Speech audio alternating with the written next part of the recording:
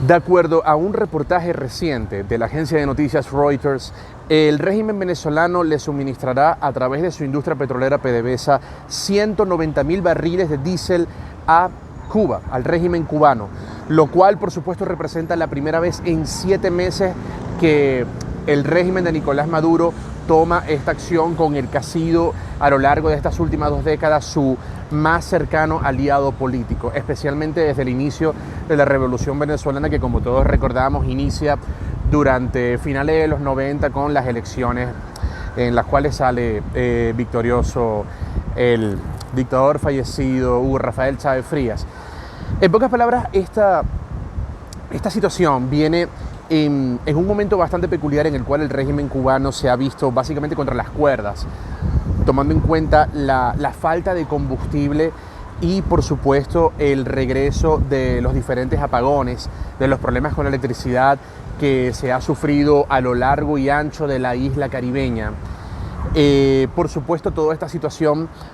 a muchos analistas políticos y a muchos periodistas, incluso a muchos cubanos dentro de la isla, los ha hecho rememorar los peores episodios del llamado periodo especial. Tenemos que recordar que este nombre, periodo especial, fue una especie de eufemismo usado por supuesto, el castrismo para denominar aquel episodio en el cual, tras la caída de la Unión Soviética, posterior a la caída del muro de Berlín, Cuba empezó a vivir probablemente la mayor crisis desde el inicio de la revolución, tomando en cuenta que tenemos que recordar que la Unión Soviética era básicamente el país que mantenía a Cuba económicamente. Cuba durante la revolución no representaba absolutamente nada en términos de economía y era el Kremlin básicamente la facción que de alguna u otra forma mantenía la economía cubana, tomando en cuenta que por supuesto debemos recordar que La Habana era básicamente la joya de la corona de los diferentes satélites comunistas que tenía la Unión Soviética en su poderío geopolítico en aquel entonces. Entonces, llegados a este punto, es importante considerar que en los últimos meses, los últimos meses básicamente han representado una especie de tormenta perfecta contra el régimen cubano. Tomando en cuenta que la dictadura por supuesto, el dictador Miguel Díaz-Canel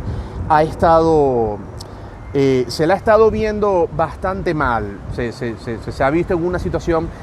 bastante complicada con el déficit de combustible en las calles, lo cual por supuesto se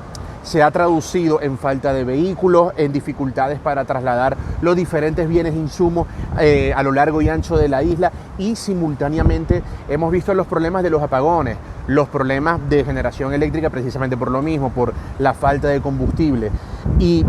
fíjense que todo esto ha coincidido con el hecho de que las importaciones petroleras por parte de Venezuela se han mantenido en niveles históricos, lo cual por supuesto es bastante sorprendente si consideramos que desde el inicio de la revolución venezolana, de la revolución chavista, Venezuela siempre le ha estado suministrando de manera constante, permanente y regular petróleo a Cuba. Por supuesto que Venezuela necesita seguir haciendo esto, y esto es lo único que explica que Venezuela después de 7 meses esté nuevamente restableciendo el suministro de petróleo, porque recordemos que desde el ascenso de Chávez se creó una especie de